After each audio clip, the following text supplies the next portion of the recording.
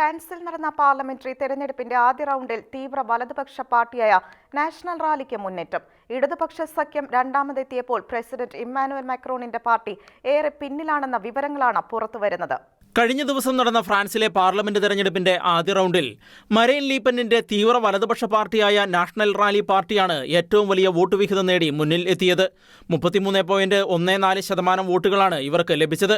ഇടതുപക്ഷ പാർട്ടികളുടെ സഖ്യമായ new popular front സഖ്യം 27.99% വോട്ടുകൾ നേടി.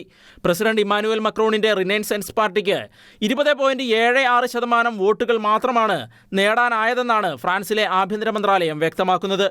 2022 ഫ്രാൻസിൽ നടന്ന തെരഞ്ഞെടുപ്പിൽ 18% വോട്ടുകൾ മാത്രമായിരുന്നു തീവ്ര വലതുപക്ഷ പാർട്ടിയായ നാഷണൽ റാലി പാർട്ടിക്ക് ലഭിച്ചിരുന്നത്.